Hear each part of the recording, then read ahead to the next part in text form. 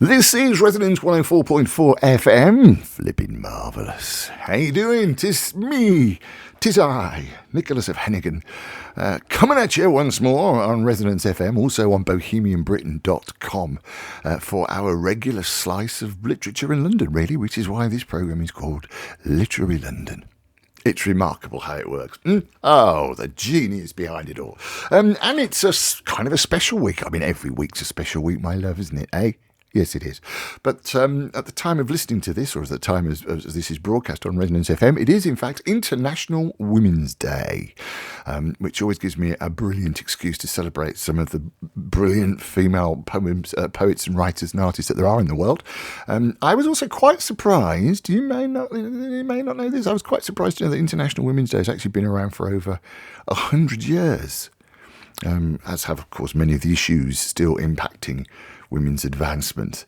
Since 1911, International Women's Day belongs to all who care about women's equality, is what they say, and they're quite right too. Celebrating women's achievements, raise awareness about discrimination, take action to forge gender parity, all IWD activities valid, they say, on their website, which I'm looking at the moment. So, and that's what makes International Women's Day so inclusive. And why? We're going to celebrate some rather brilliant female writers. And I'm going to start with Sylvia Plath, which is perhaps a strange choice. Is it? No, I don't think so, because Sylvia Plath was rather lovely. She was born in 1932, 27th of October, an American poet and author. She's credited really with advancing the genre of confessional poetry. Is best known, of course, for the Colossus and other poems, and Ariel and the Bell Jar, a semi-autobiographical novel, which was published shortly before she took her own life in 1963. Her collected poems were published in 1981.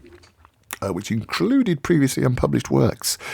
For this collection, Sylvia Plath was awarded a posthumous Pulitzer Prize in Poetry in 1982, making the fourth writer to receive the offer posthumously. She was born in Massachusetts, in America, of course, in Boston. And then she studied in America, and then she came to Cambridge. Yes, so I'm studying here. Yes, she came to Cambridge and studied here as well. And then, rather sadly, of course, as I say, she was with the poet Ted Hughes. There's been a lot talked about it and a lot written about it. They actually married 16th of June 1956 at St George's Church in Bloomsbury in London, which is just round the corner, with Sylvia Plath's mother as the sole witness. Yeah, so she started writing poetry at the age of 8, and her first poem appeared in the Boston Traveller. By the time she'd arrived at Smith College, she'd written over 50 short stories, and her work had been published in numerous magazines. Then at Smith College in America, she majored in English literature, won all the major prizes in writing and scholarship, including literary prizes for her poetry. She also received a summer editor position at the young women's magazine called Mademoiselle. When she graduated in 1955, she won the Glasgow Prize for Two Lovers and a Beachcomber by the Real Sea. And later at Cambridge, she wrote for the university publication. And I thought it might be kind of nice to hear her in her own words. Sylvia Plath. This is Sylvia Plath reading her own poetry, and this is Berg Plage. This is the sea, then, this great abeyance. How the sun's poultice draws on my inflammation. Electrifyingly coloured sherbets scooped from the frieze by pale girls travel the air in scorched hands. Why is it so quiet? What are they hiding? I have 2 legs and I move smilingly. A sandy damper kills the vibrations. It stretches for miles, the shrunk voices waving and crutchless, half their old size. The lines of the eye, scalded by these bald surfaces, boomerang like anchored elastics, hurting the owner. Is it any wonder he puts on dark glasses? Is it any wonder he affects a black cassock? Here he comes now, among the mackerel gatherers, who wall up their backs against him. They are handling the black and green lozenges like the parts of a body. The sea that crystallized these creeps away many-snaked, with a long hiss of distress. This black boot has no mercy for anybody. Why should it? It is the hearse of a dead foot, the high, dead, toeless foot of this priest, who plumbs the well of his book, the bent print bulging before him like scenery. Obscene bikinis hide in the dunes, breasts and hips a confectioner's sugar of little crystals titillating the light, while a green pool opens its eye, sick with what it has swallowed, limbs, images, shrieks. Behind the concrete bunkers, two lovers unstick themselves. Oh, white sea crockery! What cupped sighs, what salt in the throat! And the onlooker trembling, drawn like a long material through a still virulence and a weed hairy as privates.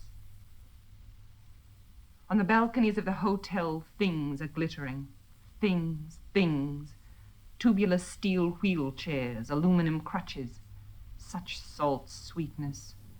Why should I walk beyond the breakwater, spotty with barnacles? I am not a nurse, white and attendant. I am not a smile.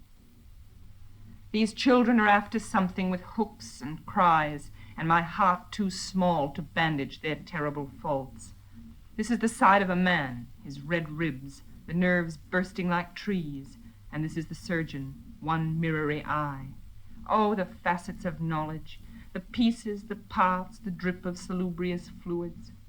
On a striped mattress in one room, an old man is vanishing. There is no help in his weeping wife. Where are the eye stones, yellow and valuable, and the tongue, sapphire of ash? A wedding cake face in a paper frill. How superior he is now. It is like possessing a saint. The nurses in their wing caps are no longer so beautiful. They are browning like touched gardenias. The bed is rolled from the wall. This is what it is to be complete. It is horrible. Is he wearing pajamas or an evening suit under the glued sheet from which his powdery beak rises so whitely, unbuffeted? They propped his jaw with a book until it stiffened and folded his hands that were shaking. Goodbye, goodbye. Now the washed sheets fly in the sun. The pillowcases are sweetening. It is a blessing, it is a blessing. The long coffin of soap-colored oak, the curious bearers and the raw date engraving itself in silver with marvelous calm. The gray sky lowers. The hills like a green sea run fold upon fold far off, concealing their hollows. The hollows in which rock the thoughts of the wife, blunt, practical boats, full of dresses and hats and china and married daughters. In the parlor of the stone house, one curtain is flickering from the open window, flickering and pouring, a pitiful candle. This is the tongue of the dead man. Remember, remember, how far he is now. His actions around him like living room furniture, like a decor, as the pallors gather, the pallors of hands and neighborly faces, the elate pallors of flying iris. They are flying off into nothing. Remember us. The empty benches of memory look over stones, marble facades with blue veins and jelly glassfuls of daffodils. It is so beautiful up here. It is a stopping place. The unnatural fatness of these lime leaves, pollarded green balls, the trees march to church. The voice of the priest in thin air meets the corpse at the gate, addressing it while the hills roll the notes of the dead bell. A glitter of wheat and crude earth. What is the name of that color? Old blood of caked walls the sun heals, old blood of limb stumps, burnt hearts. The widow with her black pocketbook and 3 daughters, necessary among the flowers, enfolds her face like fine linen, not to be spread again, while a sky wormy with put-by smiles passes cloud after cloud, and the bride flowers expend freshness, and the soul is a bride in a still place, and the groom is red and forgetful, he is featureless. Behind the glass of this car, the world purrs, shut off and gentle, and I am dark-suited and still, a member of the party, gliding up in low gear behind the cart. And the priest is a vessel, a tarred fabric, sorry and dull, following the coffin on its flowery cart like a beautiful woman, a crest of breasts, eyelids and lips, storming the hilltop. Then from the barred yard the children smell the melt of shoe blacking, their faces turning, wordless and slow, their eyes opening on a wonderful thing. 6 round black hats in the grass and a lozenge of wood, and a naked mouth, red and awkward. For a minute the sky pours into the hole like plasma. There is no hope. It is given up. The rather tragic but extremely brilliant Sylvia Plath.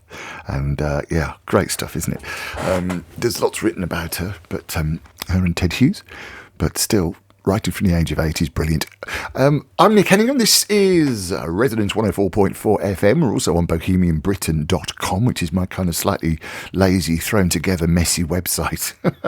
And if you'd like to get in touch, then please do. It's always nice to hear from you. Hello to Emily.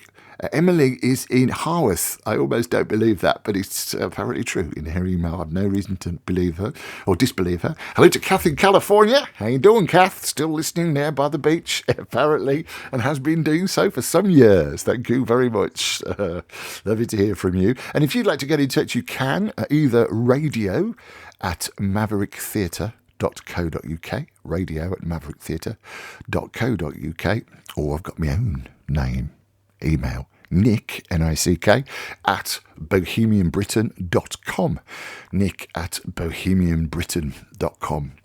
We're celebrating International Women's Day. I'm also kind of working on a play at the moment. I start rehearsals for my new play. Well, actually, it's not a new play. It's a play I wrote 28 years ago called A Ghost of a Chance. Still one of my favourite reviews back from that time is where the reviewer said it's a cross between the film Poltergeist and Faust. Because it kind of is a bit of a ghost story. Yeah, so if you're anywhere near West London, the Tabard Theatre, then in April 2025, when do we start? I ought to know, really. I think it's the 2nd of April till about the 19th of April. Then do come along, and if you do, say, hello, I heard you on Literary London, and I'm going to at least buy you half a pint or a Coca-Cola, depending on what you want to do. We're just casting it at the moment. So there's only two people and a voice, and I had a young girl. She was brilliant, and she couldn't get time off school, which was a real shame. So watch this space. But talking of girls and women, we are celebrating International Women's Day, and probably, I suppose, certainly some of the most famous and well-known women writers have got to be the Brontes, the Bronte sisters, arguably Yorkshire's most famous literary family, Charlotte, Emily and Anne Bronte, who penned, of course, some of the most groundbreaking novels in the history of English literature, including Jane Eyre, Wuthering Heights, and The Tenant of Wildfelt Hall. God, if I can say it, crikey. Oh, I need a cup of coffee. The Bronte sisters, of course, grew up in Haworth in West Yorkshire in the early 1800s, lived in Haworth Parsonage, on the edge of the moors, which is today the Bronte, of course, Parsonage Museum. And I've not actually been there. I've been to Haworth a few times, but not to the museum, which is rather remiss of me. They had actually two older sisters, Maria and Elizabeth, who sadly died aged 11 and 10 due to the poor living conditions at school. They also had a brother, Branwell, who was their fellow playmate and a force for creativity in his own right. As children, Charlotte, Branwell, Emily and Anne invented imaginary worlds together and wrote about them in tiny books. Me and my sister used to create imaginary worlds, but I don't think we ever wrote about them in tiny books. No, that was for school, wasn't it? Of course, Patrick Bronte was their father. Originally, he's from County Down in Ireland. He was the Reverend of the Haworth Church and encouraged the education of his daughters, which, again, you know, it's International Women's Day, was something that didn't always happen back then. His wife was from Cornwall. And the mother of the Bronte children, of course, her name was Maria. Sadly, Maria passed away when her children were still young. And her sister Elizabeth, known as Aunt Branwell, moved from Cornwall to live at the parsonage and help take care of the children. Aunt Branwell continued to look after the family until she passed away in 1842. So although the Bronte family was not poor by the standards of their day, they weren't wealthy either. And the siblings were expected to earn a living. So Charlotte, Emily and Anne worked at some time or another as teachers or governesses. Branwell worked at various times as a clerk on the railway, a painter in Bradford and as a tutor. All four siblings continued to find their greatest enjoyment and satisfaction, though, in writing stories and poetry. It was Charlotte who persuaded their sisters to publish their work. At the time, women, of course, weren't encouraged to become writers, so the Brontes used the pseudonyms Currer Ellis and Acton Bell. Currer Ellis and Acton Bell, yes. This way their writing would be judged on its merits and not by their gender. And by December 1847, the sisters had succeeded in getting published. I'm going to play you some Charlotte Bronte now. I just love as well a quote that in her journal in 1836, Charlotte Bronte wrote, I'm just going to write because I cannot help it. I love that. And this, by Charlotte Bronte, is a poem. It's called The Wood. But 2 miles more, and then we rest, where there is still an hour of day, and long the brightness of the west will light us on our devious way. Sit then a while here in this wood, so total is the solitude, we safely may delay. These massive roots afford a seat, which seems for weary travellers made. There rest. The air is soft and sweet in this sequestered forest glade, and there are scents of flowers around, the evening dew draws from the ground. How soothingly they spread. Yes, I was tired, but not at heart. Not that beats full of sweet content, for now I have my natural part of action with adventure blent. Cast forth on the wide world with thee, and all my once waste energy to weighty purpose bent. Yet sayest thou, spies around us roam, our aims are termed conspiracy. Haply no more our English home an anchorage for us may be.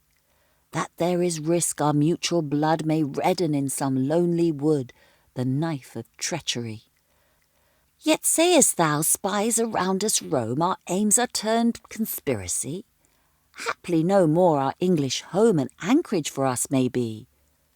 That there is risk our mutual blood may redden in some lonely wood the knife of treachery? Sayest thou that where we lodge each night, in each lone farm or lonelier hall of Norman peer, ere morning light suspicion must as duly fall, as day returns such vigilance, presides and watches over France, such rigour governs all? I fear not, William. Dost thou fear? So that the knife does not divide, it may be ever hovering near. I could not tremble at thy side, and strenuous love like mine for thee is buckler strong gainst treachery, and turns its stab aside. I am resolved that thou shalt learn to trust my strength as I trust thine. I am resolved our soul shall burn with equal steady mingling shine.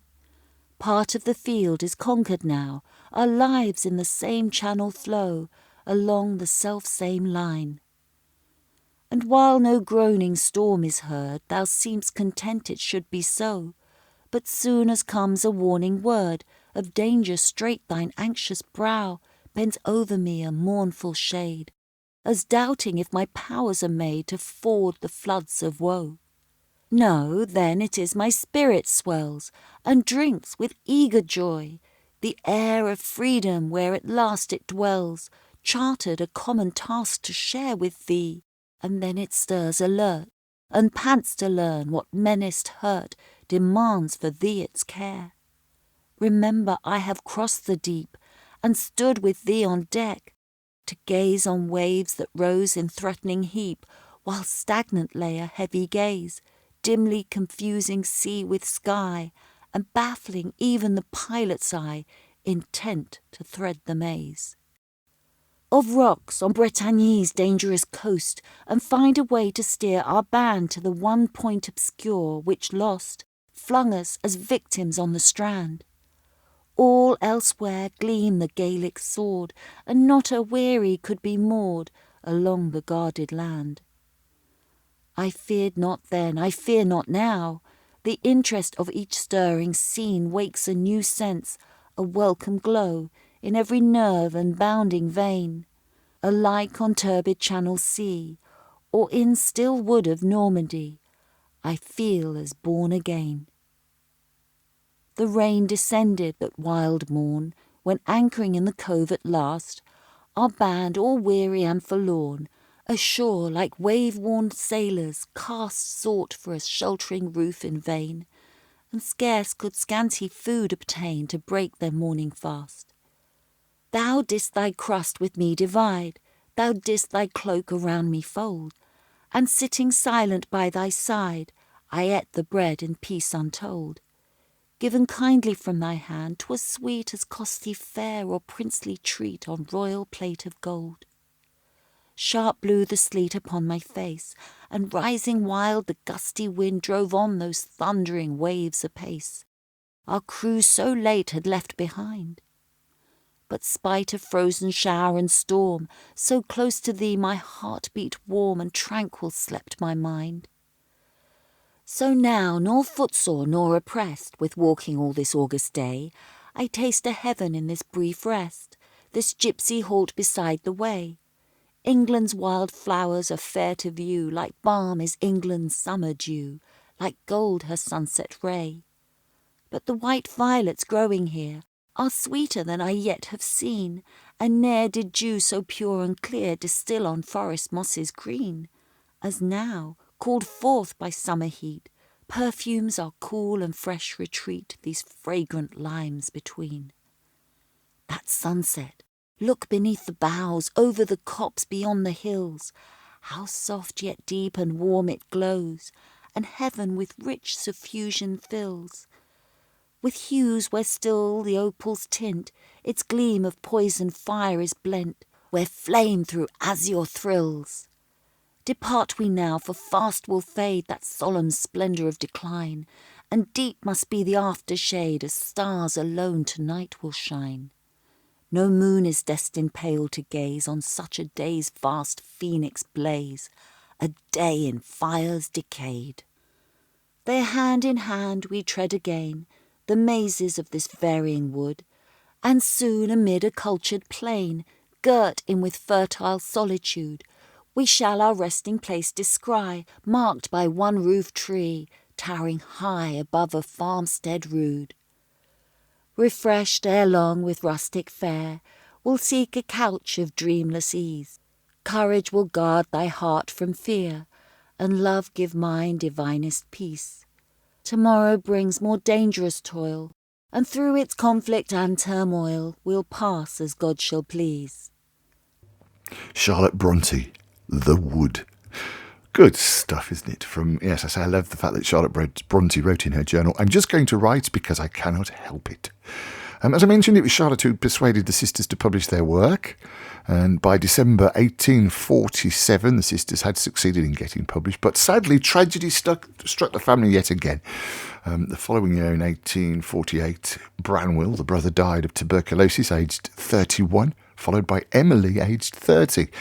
In 1849, Anne also died from the same disease at just 29 years old. Charlotte continued to live in the parsonage with her father and published 2 more novels. In 1854, Charlotte, now a famed novelist, married her father's curate, the Reverend Arthur Bell Nichols. But sadly the following year, Charlotte died, believed to be the result of pregnancy complications. She was 38. Patrick Bronte outlived his children and died at the age of 84, but the legacy of the Bronte family, of course, lives on in the novels that continue to inspire and captivate readers to this very day, and also in their poetry. And this, by way of a celebration of International Women's Day, is a poem by Anne Bronte. It's nothing to do with Frankie Goes to Hollywood, but it is called The Power of Love. Love, indeed thy strength is mighty, thus alone such strife to bear, 3 'gainst 1 and never ceasing, death and madness and despair. 'Tis not my own strength has saved me, health and hope and fortitude, but the love had long since failed me, heart and soul had sunk subdued. Often in my wild impatience I have lost my trust in heaven, and my soul has tossed and struggled like a vessel tempest-driven. But the voice of my beloved in my ear has seemed to say, "Oh, be patient if thou lovest," and the storm has passed away. When outworn with weary thinking, sight and thought were waxing dim, and my mind began to wander, and my brain began to swim. Then those hands outstretched to save me seemed to call me back again. Those dark eyes did so implore me to resume my reason's reign, that I could not but remember how her hopes were fixed on me, and with one determined effort rose and shook my spirit free. When hope leaves my weary spirit, all the power to hold it gone, That loved voice so loudly praised me, for my sake keep hoping on. That at once my strength renewing, though despair had crushed me down, I can burst his bonds asunder and defy his deadliest frown. When from nights of restless tossing, days of gloom and pining care, pain and weakness still increasing seem to whisper, death is near. And I almost bid him welcome, knowing he would bring release, weary of this restless struggle, longing to repose in peace. Then a glance of fond reproval bids such selfish longings flee, and a voice of matchless music murmurs, cherish life for me. Roused to newborn strength and courage, pain and grief I cast away, health and life I keenly follow, mighty death is held at bay. Yes, my love, I will be patient, firm and bold my heart shall be. Fear not, though this life is dreary, I can bear it well for thee. Let our foes still rain upon me, cruel wrongs and taunting scorn. 'Tis for thee their hate pursues me, and for thee it shall be borne. Oh, how lovely. Anne Bronte, Power of Love. Power of Love. And that's almost all the time we've got for, actually. All the time we've got. If I say that again, it's almost all the time we've got left, yes. But I hope you enjoyed that kind of tribute to the Bronte sisters. They've got a good website as well, if you want to know any more, bronte.org.uk, if you want to know more about the Brontes, bronte.org.uk. And Sylvia Plath also has there's quite a few of them actually, websites for anyone that's interested in that, of course. There's an interesting link by Peter K. Steinberg called A Celebration This Is. But that's our little look at some brilliant women writers on International Women's Day. And that's all we've got time for, as I say. I shall see you next time. Don't forget, if there's anything you would like me to talk about, if you've got a poem or a play, or there's an event that you want us to cover, then drop us a line, either radio@mavericktheatre.co.uk, radio@mavericktheatre.co.uk, or you can get me personally on Nick, N-I-C-K, at bohemianbritain.com. nick@bohemianbritain.com. And I shall see you next time. Have a good week. Okay. I'm Nick Hennegan. This is Literary London on Resident 104.4 FM.